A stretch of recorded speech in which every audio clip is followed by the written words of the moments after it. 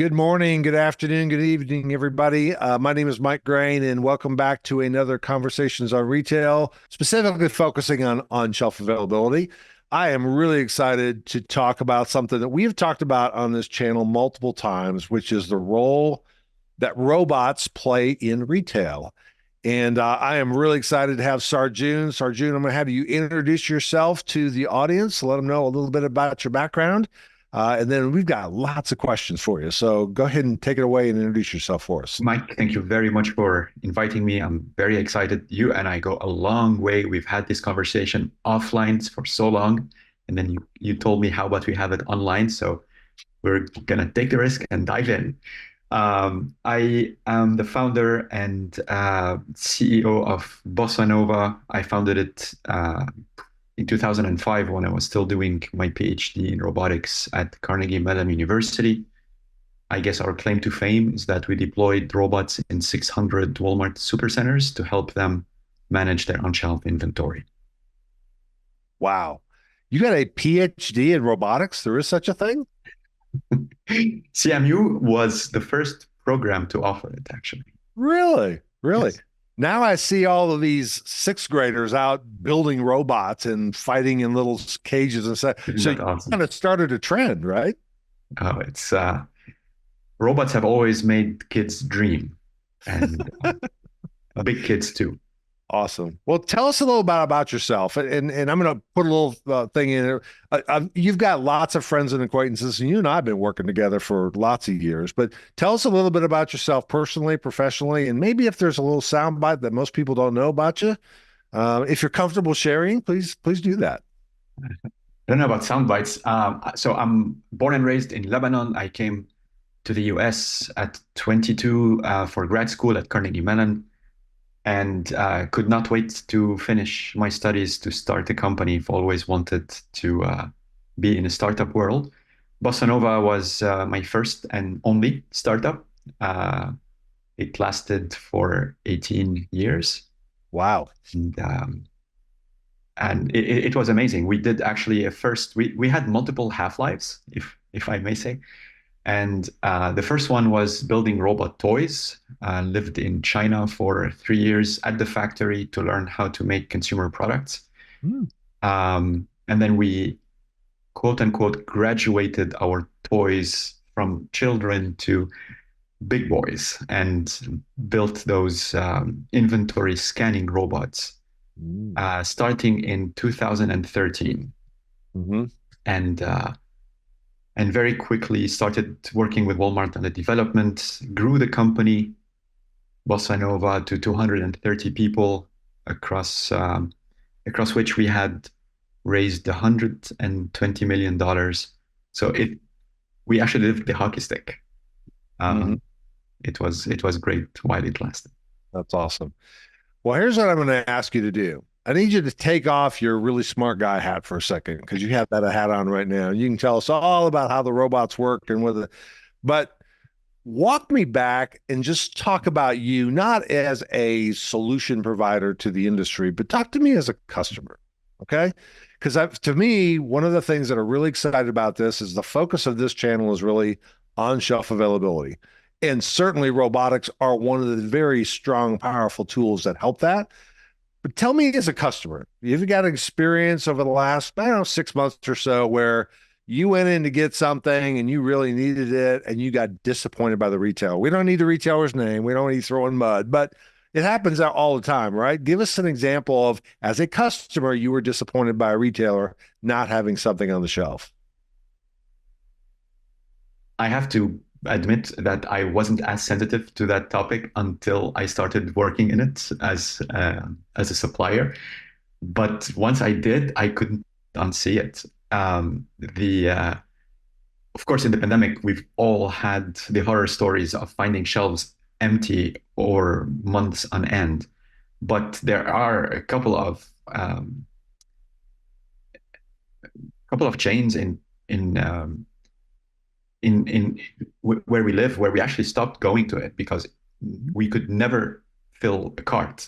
Every time we went with a shopping list, we were sure that we're going to come back with a couple of items missing, and we simply switched chains. We stopped going there. It was out of control. We felt they didn't have their inventory under control. Interesting.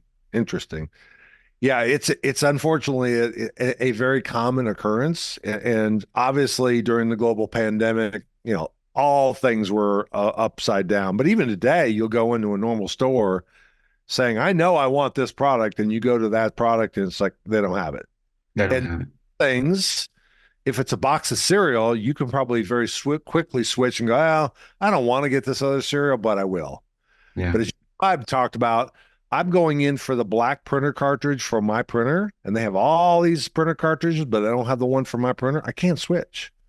So we talk about actually firing the retailer, which is what you did. You fired the retailer business with. You chose to spend your money somewhere else. And both Sam Walton, the founder of Walmart, and the current CEO, Doug McMillon, says, at the end of the day, customers decide where they spend their money. They can hire us or fire us every day, based on what their satisfaction is. So that's a great example. And we've been spoiled. We've, I think, become a little bit entitled. We want any product that we want, any way that we want, at any time that we want. So our tolerance for lack of operational excellence is now thin. Yep, very true. Well, I thought we could start this thing with something that will help set the stage of what this is. And several years ago, when we had Bossa Nova rollouts in Walmart, Walmart actually created a video that described what this particular robot was doing in store. So we're going to play that real quick, and then we're going to come back and ask some questions about it, okay? When it comes to retail technology, we're pushing the boundaries of what is possible through robotics and AI. That's why we're excited about new shelf scanning technology we're testing in a small number of stores across the US. It simplifies routine work by using data and vision technology to find items that are out of stock, missed price changes, and missing labels. This helps our associates see where they can make the biggest difference for our customers. It also helps locate items and checks inventory levels on the shelf, broadening the assortment available to online grocery pickup customers and assisting our personal shoppers in filling orders. At Walmart, we're using technology to focus on tasks that are repeatable, predictable, and manual, freeing up associates to spend more time doing what they do best, serving you. When we combine the passion of our people with the power of technology, the possibilities are endless.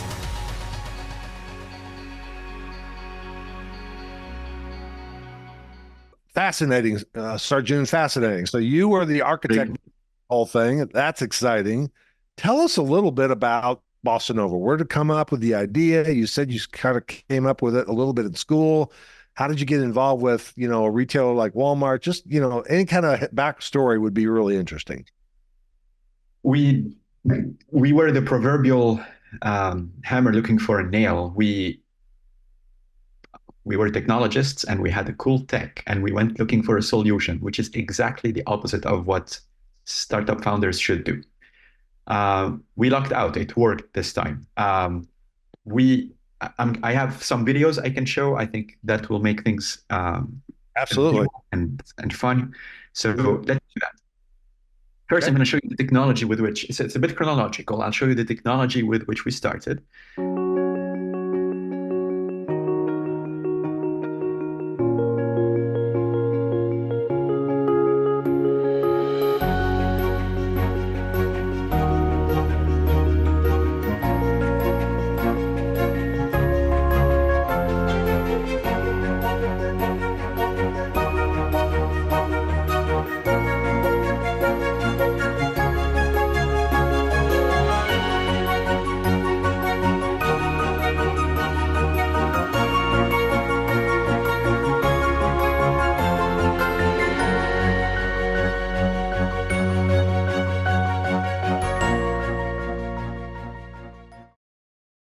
So what you just saw is this ballbot invented by Ralph Hollis at Carnegie Mellon University, a robot that balances on a ball. Quite improbable, but it doesn't fall.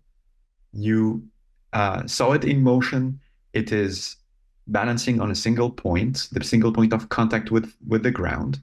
It remains upright. It is thin and tall, so it's well suited for human environments.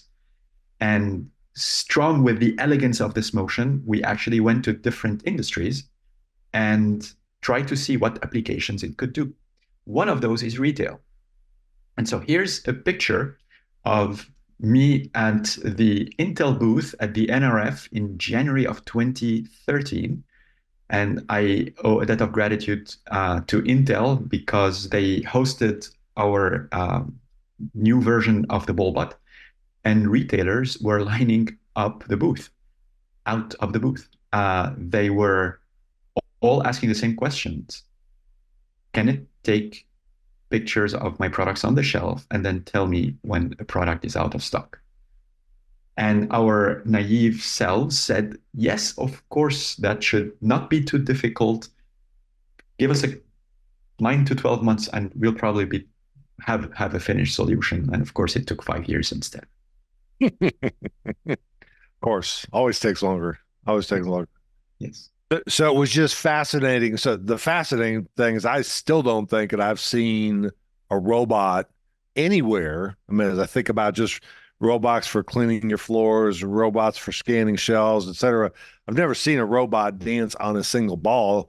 That obviously got replaced by other capability, which is much more stable, I guess. Yes. So the elegance of the robot attracted the early attention, which got us started. So it was great, but it was too complex to manufacture and productize. In particular, if the power went away, this thing fell. And we tried to be ingenious with safety legs that popped out impromptu with springs instead of power and all of that. It became too complex. And we started to become wiser about the complexities of the rest of the application and of business development. At which point we said, let's just remove the complexity that's unnecessary and focus on this more stable platform with 4 wheels. Gotcha. But what's interesting, what you said, is the retailers weren't thinking about how cool it was because it was dancing on a single ball. You probably thought that was the cool part. What they were going is, man, I got a lot of people right now that go down my shelves all the time and scan for empty shelves. Can you automate a robot to do that for me? That was the big takeaway. You were coming in with, isn't this tech cool? They were coming with, if I got a problem, can it do this for me? That's right. Is that kind of the way it plays? That's exactly right. That's exactly right. And we thought putting a camera on a robot was simple. And therefore naively thought we could do that in a short amount of time. It turns out that as you peel that onion, it's a very complex problem to solve. So let's double click on that one a little bit. We'll get a little bit techie. Okay. So number one, if I think about a normal shelf, you'll see it's anywhere between probably 6 to, if you look at top shelf, kind of 8 feet tall. So they're fairly tall, right? And I'm assuming, what are you trying to do with this robot that made it so complicated? I'm assuming it's not just slapping a single camera on it and calling it good. You've got other stuff, lighting and things like that you've got to consider as well, right? Yeah, and if a single camera could work, even a high resolution camera like a DSLR, we would have done that. We tried. This is how we started. Right. The issue is multiple.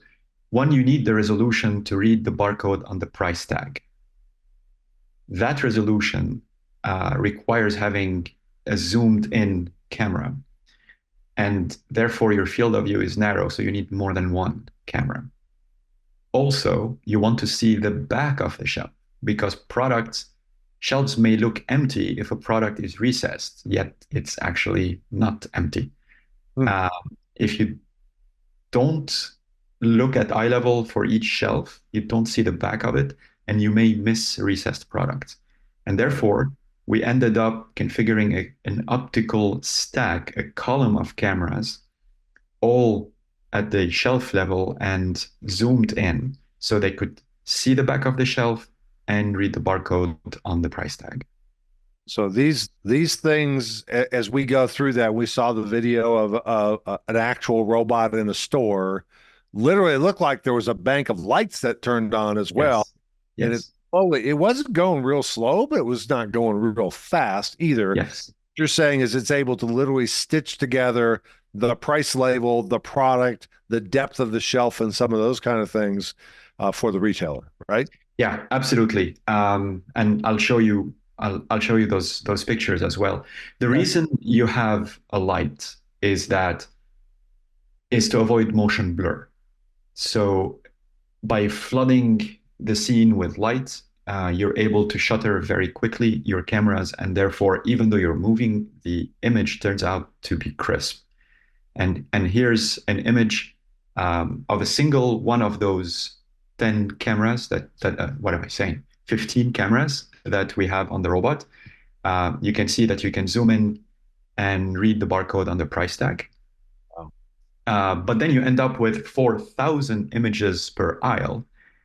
And that is multiple gigabytes that are difficult to manage.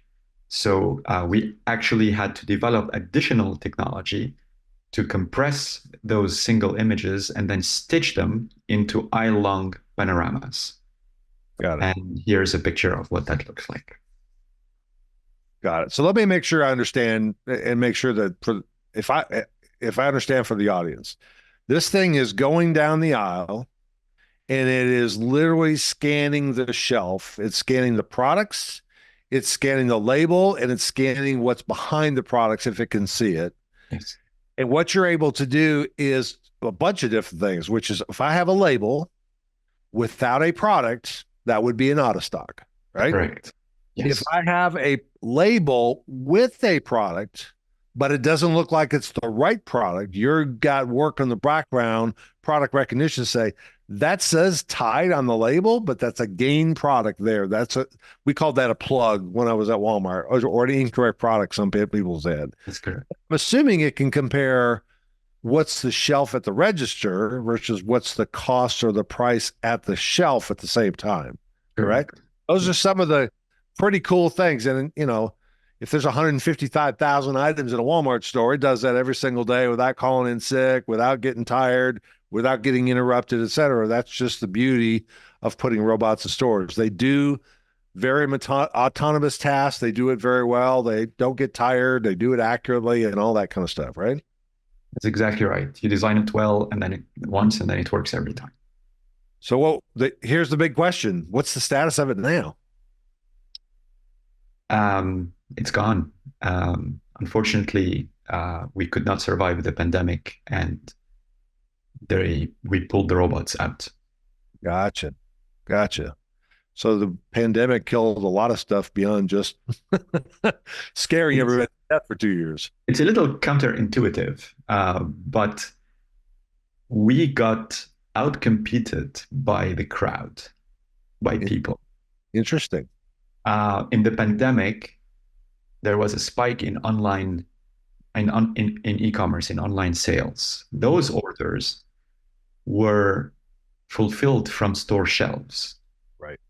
And our customers essentially hired an army of pickers, people whose job is to find your order on the shelf.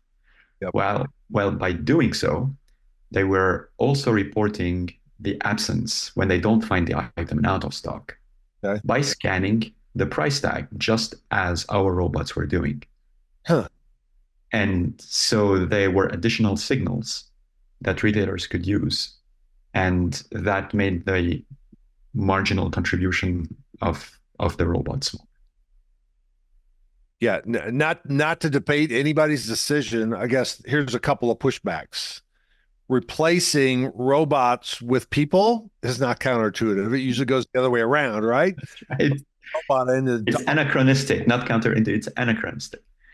I don't know what that means. I have to look that up later, but okay. The rest of the industry replaces people with robots. In this case, the opposite happens. Well, here's the other thing. And again, not to be controversial, but I'm going to throw it out there. So what you're saying is rather than proactively monitoring my shelves for every on-shelf availability issue, which disappoints a customer or picker, either one, instead, I'm going to let a customer order the product and then and somebody try and pick the product as the method that tells me I am going to disappoint you. Going back to the example, right?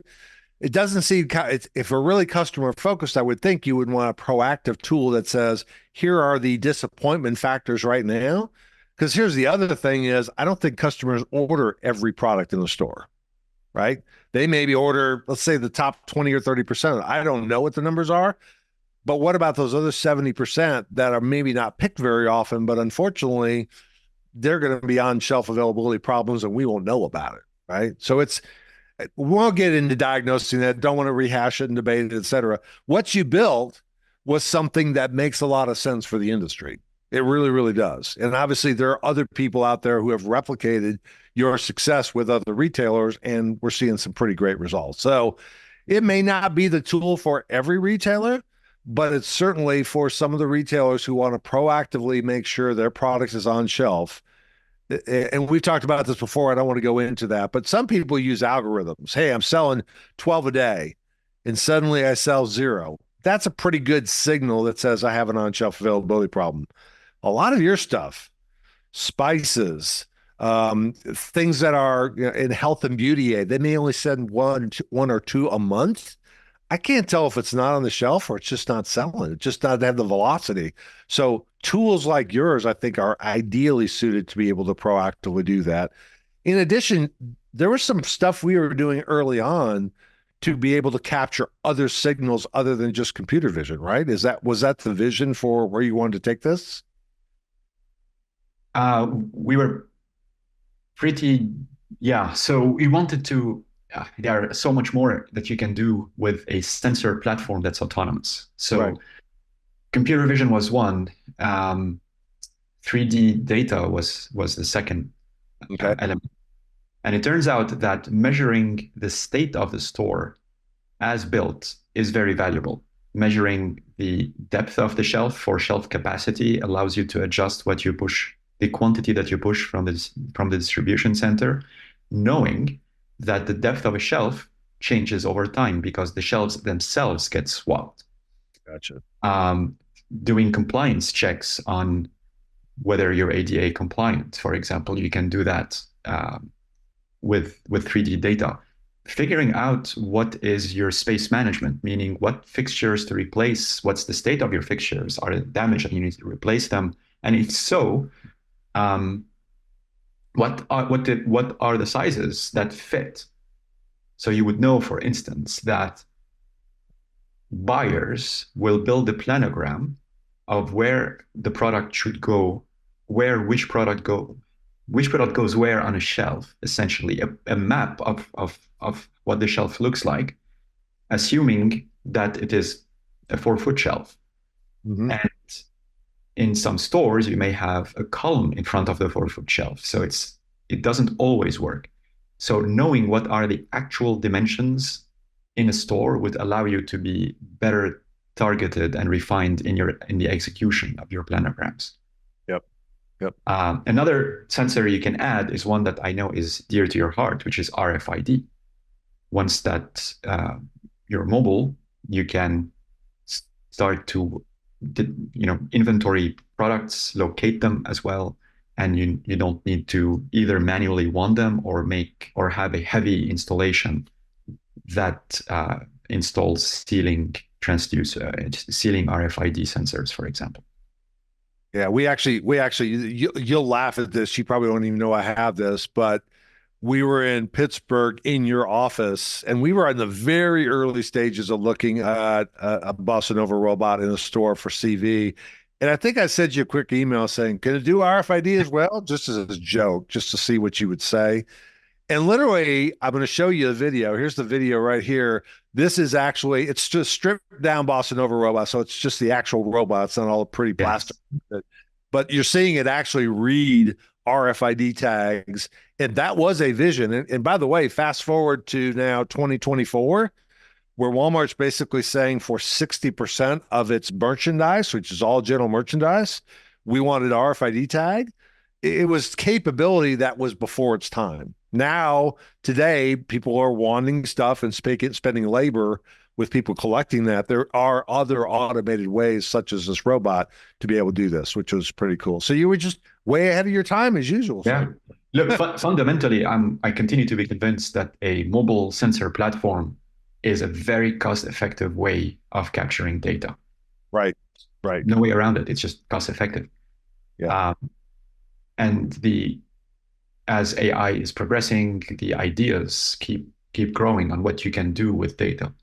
Now it's fashionable to talk about digital twins, for example. You can absolutely do that. It was one of the early products that we built, actually. We called it Space View. You could do virtual walkthroughs in a world of images. Right. That's right.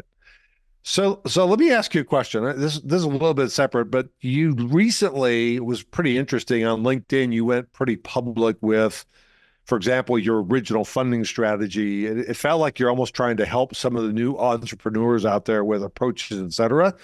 But you specifically landed on something called RAS versus SaaS, so robot as a service or software as a service, et cetera. You had some pretty strong feelings on that. I think the audience would be interested in your thoughts in that area. Yeah, firsthand. These are firsthand pain points that we experienced. We started by offering our robots as a service. We thought the OpEx way to the market is the lowest friction way, and therefore that's what we should do. And it was successful at first. It's helpful to overcome initial skepticism if you don't have a track record, which was our case. And people don't want to take too deep of a plunge at first and get financial exposure, so they may essentially rent it. We did that. It worked. And then as we started to scale, the more robots we had to deploy, the more capital we needed. And where does the capital come from? There are a few ways where you can do that. One way is if you have a very strong contract, you can take it to a bank and they get an advance against that. Or you have to raise it from investors. And we raised a lot of it. That's why we had to raise so much money from investors. But that's not a good use of capital. And it's expensive. The cost of capital is high for a startup. Right. And so we actually changed models. We figured out what would be a more attractive model. No surprise, our customers being large. And what I'm saying is not necessarily universal. Mid-market customers may not have the wherewithal to actually make big capital acquisitions, but our customers were multinationals. They definitely had the capital. Their balance sheet was extremely strong. And they were actually willing and used to buying capital. That's how they acquire checkout counters. So it is a model they understand well. And they were pretty open about buying our robots, because the other benefit of it is that if Bossa Nova disappears for any reason, they get to keep it. So business continuity was important. Yep. So that was the case, but for a startup, getting recurring revenue is very attractive from a valuation perspective. If you look at the stock market, software companies get 10x valuation, get a valuation that's 10x their revenue. And that is a benchmark against which you could value your company when you're raising money from venture capital. So getting recurring revenue is important. And we figured a way to tie it to the software. And we had two sources of software revenue. One was the software running on our robots. So even though the customer was buying the robots, we continued to get recurring revenue from it because we had the software that we continued to develop. So to support the development, we needed that recurring revenue. And the other was the AI in the cloud that we were offering as a service. The robots were capturing data that was being analyzed on our servers. And therefore, that was a second recurring revenue. And that was another SaaS. So we shifted the business model from RAS to SaaS, and the financials look beautiful. It's a sea change. And they look familiar to venture capitalists. This is a SaaS business model. We pushed it to the point where the robots no longer touched our financials. They didn't appear on our balance sheet. The customer could buy them from the contract manufacturer.